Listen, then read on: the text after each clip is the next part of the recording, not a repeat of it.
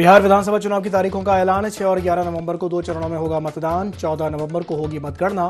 पहले चरण में 121 सीटों पर वोटिंग, दूसरे चरण में 122 सीटों पर होगा मतदान।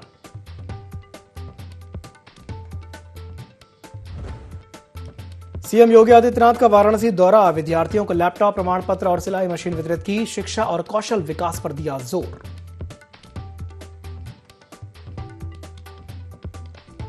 सीएम योगी ने की राज्य कर विभाग की समीक्षा। बोले, राजस्व में तैनाती का आधार सिर्फ परफॉर्मेंस होगा। बेदाग छवि और लक्ष्य प्राप्ति जरूरी।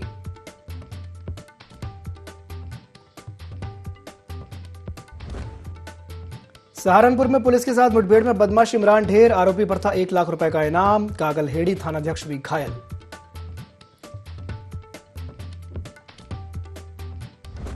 राज्य मंत्री नितिन अग्रवाल ने उठाई राजनीति में सामाजिक प्रतिनिधित्व बढ़ाने की मांग। बोले, दौसर वैश्य समाज का राजनीतिक प्रतिनिधित्व 15% हो। बीजेपी से ही है उम्मीद, दूसरे दल हमें अपना नहीं मानते।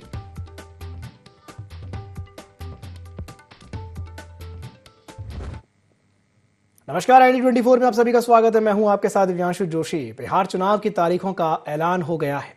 निर्वाचन चुनाव ने आज शाम को 4 बजे प्रेस कॉन्फ्रेंस में 2025 बिहार विधानसभा चुनाव का पूरा शेड्यूल घोषित कर दिया।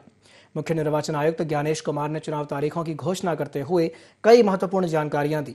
कुल 243 सीटों पर होने वाले बिहार विधानसभा चुनाव के इस महायुद्ध को सिर्फ 2 चरणों में ही संपन्न करने का फैसला लिया गया है, जो राज्य के इतिहास में पहली बार होगा। पहले चरण का मतदान 6 नवंबर को होगा, जबकि दूसरे चरण के लिए 11 नवंबर को वोटिंग होगी। तो वहीं वोटों की गिनती यानी मतगणना 14 नवंबर को होगी। पहले चरण में यानी 6 नवंबर को 121 सीटों पर मतदान होंगे, तो वहीं दूसरे चरण यानी 11 नवंबर को 122 सीटों पर वोटिंग होगी। मुख्य निर्वाचन आयुक्त ज्ञानेश कुमार ने कहा कि बिहार में इस बार एसआईआर की प्रक्रिया की गई और 30 सितंबर को अंतिम मतदाता सूची प्रकाशित कर दी गई।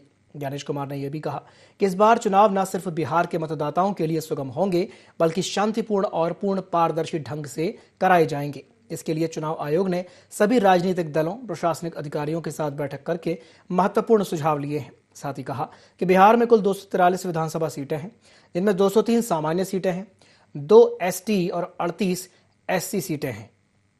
बिहार में मतदाताओं की कुल संख्या 7 करोड़ 43 लाख है। बिहार के फर्स्ट टाइम वोटर्स 14 लाख हैं। इस बार चुनाव आयोग ने मतदाताओं की सुविधा के लिए हर बूथ पर 1200 से ज्यादा मतदाताओं को नहीं रखने का निर्णय लिया है। ऐसे में इस बार पोलिंग स्टेशन की संख्या बढ़ जाएगी। हर पोलिंग स्टेशन पर वेबकास्टिंग की व्यवस्था हो रहेगी, जिससे अधिकारी पूरी प्रक्रिया पर नजर रख सकेंगे। बिहार के चुनाव 2 फेजेस में होंगे। पहले फेज के डेट गैजेट नोटिफिकेशन 10 तारीख को आएगा, दूसरे का 13 को। Last date of making nominations पहले फेज की 17 को होगी, दूसरे की 20 को। स्क्रूटनी 18 और 21। विड्रॉल की आखिरी तारीख 20 अक्टूबर और 23 अक्टूबर। और डेट ऑफ पोल 6 नवंबर थर्सडे और दूसरा 11 नवंबर ट्यूसडे। काउंटिंग 14 नवंबर को होगी और पूरी चुनावी प्रक्रिया 16 नवंबर तक समाप्त कर ली जाए।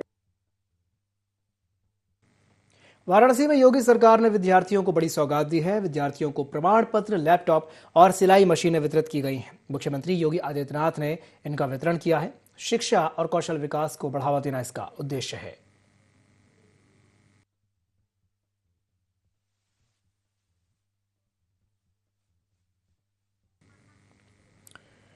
तो शिक्षा और कौशल विकास को बढ़ावा देना ही इसका उद्देश्य है। मुख्यमंत्री योगी आदित्यनाथ ने लैपटॉप्स का वितरण विद्यार्थियों को किया है। योगी सरकार ने विद्यार्थियों को बड़ी सौगात दी है। प्रमाण पत्र, लैपटॉप्स और सिलाई मशीन वितरित की गई है। क्षेत्र में आज उन्हें आगे बढ़ाने का कार्यक्रम जो चल रहा है, ये कार्यक्रम नारी गरिमा की रक्षा करने के साथ साथ उनके स्वावलंबन का एक अभियान है। और सरकार के इस मिशन में काफी पहले से श्री अन्नपूर्णा मंदिर ट्रस्ट की ओर से 250 बालिकाओं को प्रतिवर्ष प्रशिक्षण देकर के सिलाई मशीन उपलब्ध करवाया जाता है। सिलाई मशीन एक परिवार का भरण पोषण करने में बड़ी मदद कर सकता है। किसी भी नारी को स्वावलंबन के पथ पर अग्रसर करने में बड़ी भूमिका का निर्वहन कर सकता है। बहनों और भाइयों, दुनिया के अंदर कृषि के बाद सर्वाधिक रोजगार की संभावना किसी एक क्षेत्र में है तो वह उस वस्त्र उद्योग में है। और वस्त्र उद्योग में, रेडीमेड गारमेंट्स में आज दुनिया के अंदर इतनी डिमांड है, हम जितना सिलेंगे उतना समाज में उसकी डिमांड होती जाएगी। हम लोग देखते हैं, हम लोगों ने 2018 में उत्तर प्रदेश में एक जनपद एक उत्पाद की योजना लागू की। इसमें वाराणसी, भदोई और मिर्जापुर का सिल्क क्लस्टर भी है और कारपेट का भी है। लखनऊ की चिकनकारी का है। कितना ऑर्डर उनको मिल जाता है, इतना ज्यादा कि वे लोग सप्लाई नहीं कर पाते। जब कार्य होगा, अच्छी डिजाइन उनको दी जाती है, पैकेजिंग के साथ जोड़ा जाता है, टेक्नोलॉजी के साथ जोड़ा जाता है। और आज तो उत्तर प्रदेश सरकार ने भारत सरकार के साथ मिलकर के अनेक ऐसे कार्यक्रम प्रारंभ किए। फ्लैटेड फैक्ट्रीज का एक नया वो हम लेकर के आए हैं। अब सिलाई की मशीन आप उसको ग्राउंड फ्लोर पर रखें, बेसमेंट में करें, फर्स्ट फ्लोर पे, सेकंड पे, थर्ड पे या 10वें मंजिल में कहीं पे भी आप अपना शोरूम खोल सकते हैं। 10 मशीन अगर किसी ने लिया, किसी भी मंजिल में आपका काम चल सकता है। वजन भी बहुत ज्यादा नहीं होता है। एक मशीन को कोई भी उठा करके ले जा सकता है, बहुत ज्यादा वजन नहीं होता है। मेरा मानना है कि यहाँ पे जितनी मशीनें हैं, एक और जो रखी हुई हैं, ये रविंद्र जायसवाल के वजन से तो कम होंगी। लेकिन मुख्यमंत्री योगी आदित्यनाथ ने अपने सरकारी आवास पर राज्य कर विभाग की उच्च स्तरीय समीक्षा बैठक की। वीडियो कॉन्फ्रेंसिंग के जरिए सीएम ने जोनल अधिकारियों से सीधे संवाद किया और राजस्व प्राप्तियों की अद्यतन स्थिति की जानकारी ली। उन्होंने स्पष्ट किया कि राज्य कर विभाग में तैनाती का आधार सिर्फ परफॉर्मेंस होगा।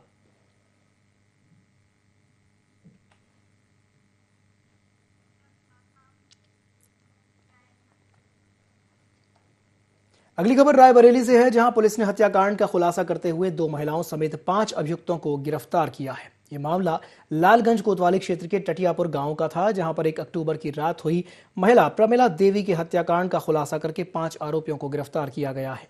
प्रभारी निरीक्षक प्रमोद कुमार सिंह के नेतृत्व में की गई इस कार्रवाई से 2 महिलाएं भी शामिल हैं। पुलिस के मुताबिक मृतका की हत्या पैसे के लेन देन के विवाद में की गई थी। पोस्टमार्टम में महिला के शरीर पर चोट के निशान पाए गए हैं। मृतका ने पूर्व में उधार दिए 1,15,000 रुपए की वसूली के लिए पुलिस अधीक्षक से शिकायत की थी, जिससे नाराज होकर के हत्या की गई। पुलिस ने घटना में प्रयुक्त हथियार बरामद करके सभी आरोपियों को जेल भेज दिया है।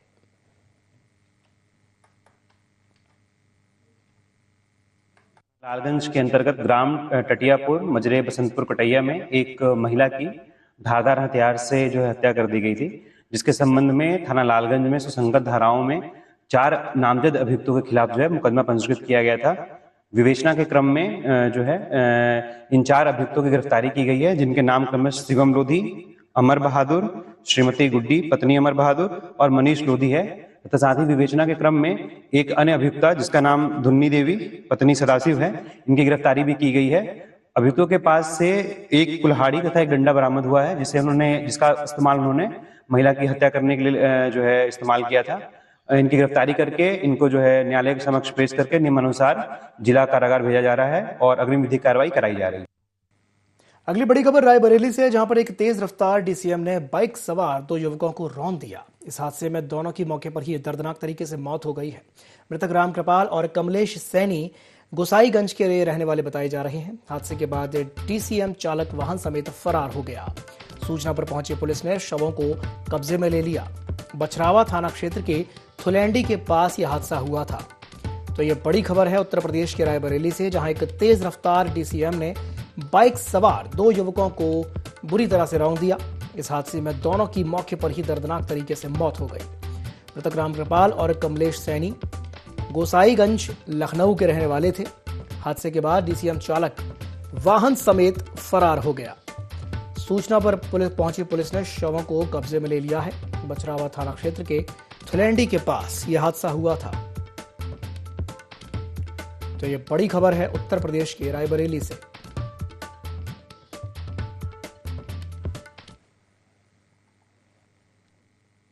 रायबरेली में कोर्ट परिसर के अंदर एक युवक ने पत्नी पर गंडासे से जानलेवा हमला कर दिया। इस दौरान महिला को बचाने दौड़ा अधिवक्ता भी घायल हो गया।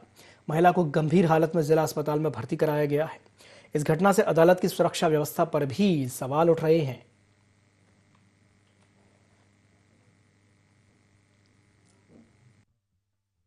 एक महिला आई है जिसकी लगभग आयु है 27 वर्ष।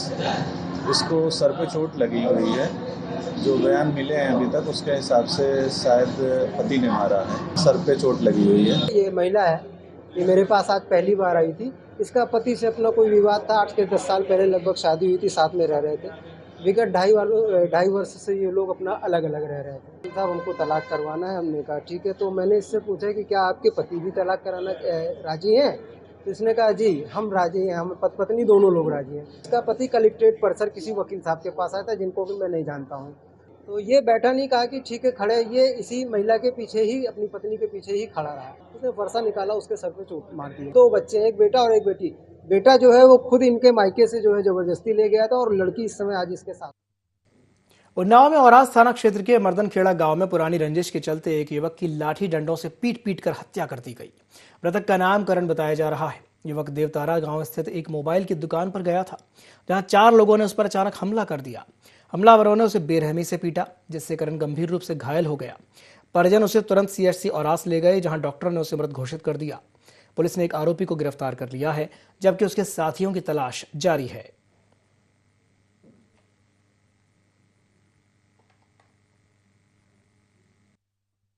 घटना की जानकारी करने पर ज्ञात हुआ कि मृतक करण ग्राम मर्दनखेड़ा में बाजार लगवाने का कार्य करते थे। सब पूर्व से किसी बात की लेकर रंजिश चल रही थी। ग्राम देवतारा में स्थित एक मोबाइल की दुकान पर मोबाइल रिपेयर करने गए थे, जहां पर उपरोक्त व्यक्तियों द्वारा उनको मार पीट कर मरणासन कर दिया गया था। घायल अवस्था में परिजनों द्वारा सीएचसी औरास लाया गया था, जहां डॉक्टरों ने करण को मृत घोषित कर दिया था। अभियुक्त पप्पू उपरोक्त को हिरासत में लेकर आवश्यक पूछताछ और विधिक कार्रवाई की जाए। बढ़ते हैं अगली खबर की ओर। बदायूं की सहसवान कोतवाली क्षेत्र के गाडोलिया पट्टी तसोल धुबिया में एक अनोखा मामला सामने आया है, जहां एक व्यक्ति ने शिकायत की है कि उसकी पत्नी अपने ममेरे भाई इशरत के साथ 6 बच्चों को छोड़ करके घर से गायब हो गई। आसपास के लोगों ने बताया कि पत्नी ममेरे भाई के साथ कुछ सामान खरीदने गई थी, लेकिन देर शाम तक वो वापस नहीं लौटी। व्यक्ति ने पुलिस से कार्रवाई की मांग की है।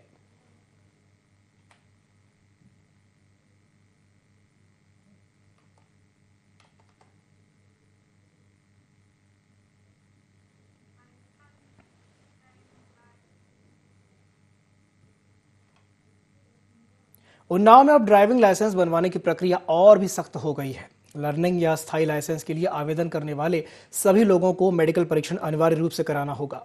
एआरटीओ श्वेता वर्मा और चिकित्सक डॉक्टर सौरभ सचान ने बताया कि यह मेडिकल जांच चालक की सड़क सुरक्षा सुनिश्चित करने के लिए जरूरी है। इसमें आंखों की रोशनी, रंग, पहचान, सुनने की क्षमता और शारीरिक स्वास्थ्य की भी जांच की जाती है। सफल जांच के बाद डॉक्टर के द्वारा आवेदक को फॉर्म 1A प्रदान किया जाएगा, जो बिना लिए ड्राइविंग टेस्ट संभव नहीं होगा। अगर आपको डीएल बनवाना है तो एआरटीओ के बजाय आपको अस्पताल आना पड़ेगा, अपना परीक्षण कराना पड़ेगा।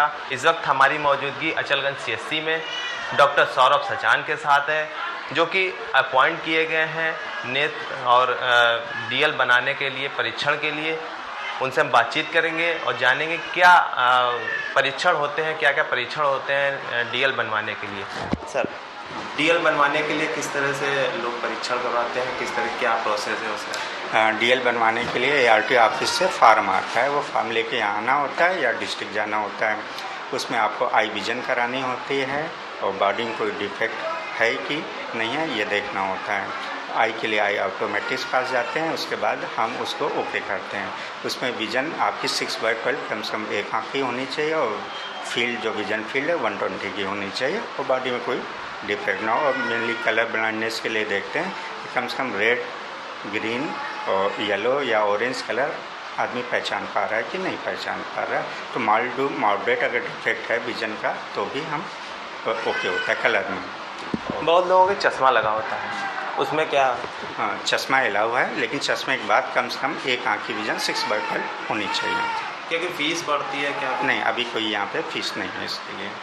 और क्या प्रोसेस है, क्या आसानी है लोगों को जो है आसानी से वो आ सके होगा? आसानी से CSC अचलगंज आ सकते हैं, या पास में अगर RTRT जा रहे हैं तो वहाँ पास में जिला अस्पताल पड़ता है, वहाँ से करा सकते हैं।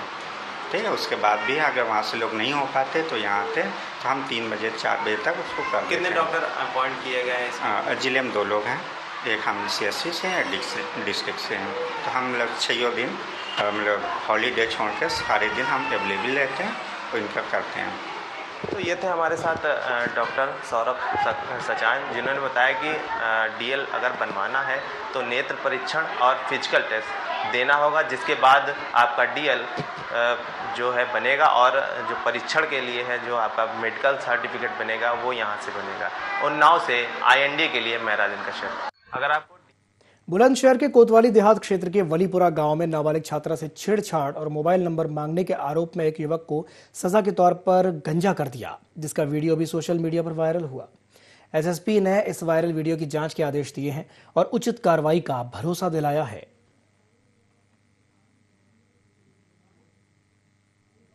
पहले ही सोशल मीडिया पे एक वीडियो वायरल हो रहा था, जिसमें कुछ लोग जो है, एक लड़का है जिसका बाल मोड़ रहे हैं, मूछी वगैरह काट रहे हैं उसको, उसके ऊपर आरोप ये लगाया जा रहा है कि उसने किसी लड़की को छेड़ा था रास्ते में जो नाबालिग थी, जा रही थी। तो अभी दोनों ही घटनाओं का की पृष्ठभूमि की पूरी जांच की जा रही है और दोनों में जो सत्ता पाई जाएगी उस सबसे अकॉर्डिंगली जो भी जिम्मेदार लोगों को कार्रवाई की जाए। बुलंदशहर में त्योहारों को लेकर के पुलिस अलर्ट है, जिसके तहत पुलिस ने एक खास पहल की शुरुआत करते हुए सभी थानों में 909 अपराधियों को बुलाकर उन्हें अपराध न करने की शपथ दिलाई। पुलिस ने इनमें से 378 अपराधियों पर निषेधात्मक कार्रवाई की है, जबकि 808 अपराधियों का सत्यापन भी किया गया। ये कदम त्योहारी सीजन में अपराधों को रोकने और शांति बनाए रखने के उद्देश्य से किया गया है।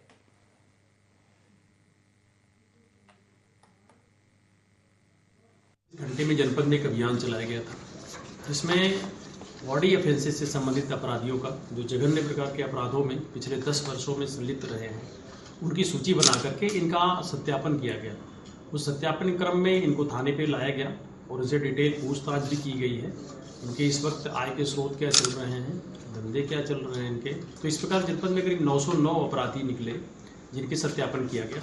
उसमें से 102 तो जेल में पाए गए और 89 अभी हम उसमें से जो मौके पे नहीं मौजूद हुए, उनके लिए क्षेत्राधिकारी के नेतृत्व में टीमें गठित की गई है। तो उनके स्थान बताया गया जहाँ डिफरेंट प्लेसेस पे, वर्क प्लेस पे, वहाँ भी हम तस्दीक करेंगे कि वहाँ को क्या कर रहे हैं। ये कार्रवाई बेसिकली आने वाले समय में हमारे जो ग्राम पंचायत के चुनाव हो उसको और त्योहारों को दृष्टिगत रखते हुए की जा रही है। सीतापुर के पूर्णागिरी नगर में चोरों ने एक घर पर हमला करके लूटपाट और मारपीट की वारदात को अंजाम दिया। घटना के वक्त घर में केवल महिलाएं मौजूद थीं, जबकि पुरुष सदस्य घर से बाहर गए हुए थे। बदमाशों ने मेन गेट तोड़कर घर में घुसकर महिलाओं के साथ मारपीट और छेड़खानी भी की। जान बचाने के लिए महिलाओं ने खुद को एक कमरे में बंद कर लिया। हमलावर घर से कीमती सामान लूट कर फरार हो गए। सूचना मिलते ही पुलिस मौके पर पहुंची और जांच शुरू की गई। घटना के बाद इलाके में दहशत और आक्रोश का माहौल है।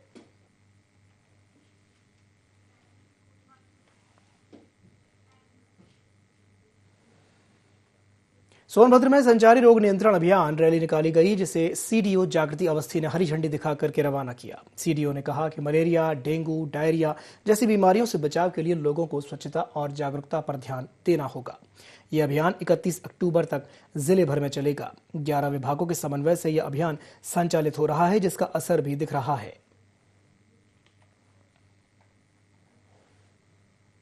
अभियान से संबंधित रैली को यहाँ से रवाना किया गया है। ये पूरे नगर क्षेत्र में घूम करके लोगों को संचारी रोगों की रोकथाम को लेकर के जागरूकता फैलाएगी।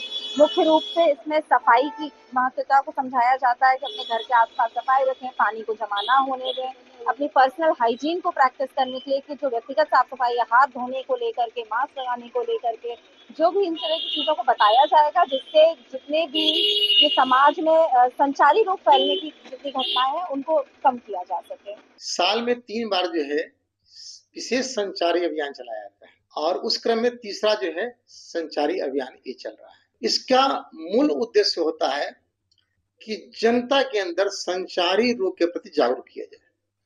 जैसे जलजनित बीमारियां, टाइफाइड हो गया, जॉन्डिस हो गया, कलरा हो गया, वेक्टर जनित बीमारियां, मलेरिया, डेंगू, फाइलेरिया, वायु जनित बीमारियां, इन्फ्लुएंजा, कोविड जो हवा से होती है, टीबी रोग भी। तो इन बीमारियों को जो जितने भी इसके साथ साथ में जितने भी जीव जंतु रोडेंट होते हैं, सुंदर, चूहे, जानवर द्वारा, इन सब के प्रति जनता को जागरूक करना और इसमें करीब करीब 11 विभाग, सारे विभाग जो है समन्वय स्थापित करके एक माइक्रो प्लान बनाकर अपनी समस्त विभागों का जो है प्रति जनता को एक टीम भावना की तरह ये आपकी सेंसिटाइज करते हैं, जागरूक करते हैं। अगली बड़ी खबर सोनभद्र से है, जहां पर एक महिला पर भालू ने जानलेवा हमला कर दिया। जंगल में लकड़ी लेने गई महिला पर भालू ने हमला कर दिया। महिला गंभीर रूप से हमले में घायल हो गई है।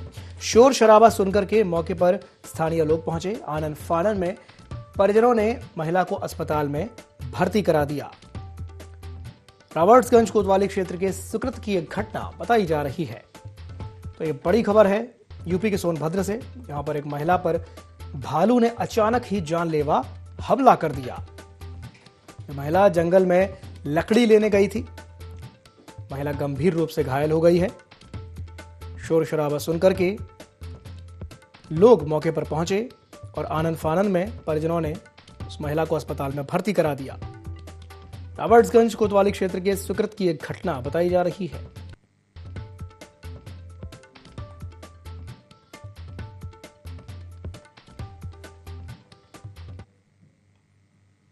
अगली बड़ी खबर सहारनपुर से है, जहां पर सहारनपुर पुलिस और बदमाशों के बीच मुठभेड़ देखने को मिली है। मुठभेड़ में 1 लाख रुपए का इनामी बदमाश ढेर हो गया है। गागलहेड़ी थाना अध्यक्ष प्रवेश गोली लगने से घायल हो गए हैं। शामली जनपद का यह निवासी बदमाश इमरान बताया जा रहा है। बदमाश इमरान पर 13 लूट और डकैती के मुकदमे पहले से ही दर्ज थे। बदमाश से 2 पिस्टल, 28 कारतूस और 2 बाइक्स भी मिली हैं। शामली, सहारनपुर और मुजफ्फरनगर में केस दर्ज किए गए हैं। बाइक लूट करके भाग रहे बदमाशों से मुठभेड़ हुई थी। गागलहेड़ी सरसावा थाना पुलिस ने संयुक्त रूप से इस कार्रवाई को अंजाम दिया है। तो सहारनपुर में पुलिस के साथ मुठभेड़ में इमरान नाम का बदमाश ढेर हो गया। आरोपी पर 1 लाख रुपए का इनाम घोषित था और इस मुठभेड़ में गागलहेड़ी थाना अध्यक्ष भी घायल हो गए हैं।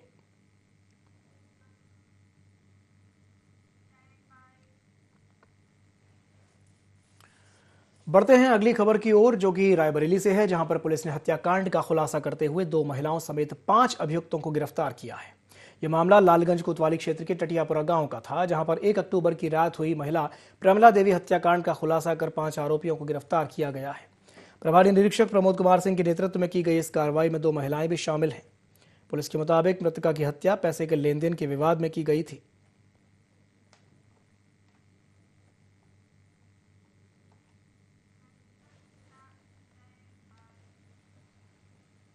यूपी के एटा से चौंकाने वाली तस्वीरें सामने आई हैं। मेडिकल कॉलेज की इमरजेंसी अब इलाज का नहीं बल्कि उगाही का अड्डा बन चुकी है। यहां प्राइवेट एम्बुलेंस का ऐसा बोलबाला है कि सरकारी व्यवस्था दम तोड़ती नजर आ रही है। विभागीय कर्मचारियों की मिलीभगत से मरीजों से खुलेआम अवैध उगाही हो रही है। कुछ पैसों के लालच में मरीजों को सरकारी एम्बुलेंस से रेफर करने के बजाय प्राइवेट एम्बुलेंस में धकेला जा रहा है, जैसे मरीज की जिंदगी नहीं कोई सौदा हो रहा हो। 1 महीने पहले अवैध वसूली का वीडियो वायरल हुआ था, लेकिन प्रशासन ने आंखें मूंद ली थी। इतना ही नहीं, इन प्राइवेट एम्बुलेंस का इस्तेमाल कभी शराब तस्करी तो कभी शराब पीकर हंगामा करने में भी हो चुका है, जिसके वीडियो भी सामने आ चुके हैं।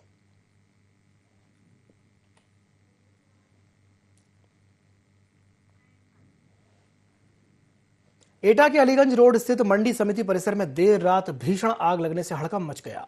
शराफत अली, लियाकत अली की सब्जी मंडी में शॉर्ट सर्किट के चलते आग भड़क उठी, जिसने कुछ ही देर में विकराल रूप ले लिया। तो शॉर्ट सर्किट की वजह से यह आग लगी थी, जिस पर फायर ब्रिगेड की टीम ने काबू पा लिया।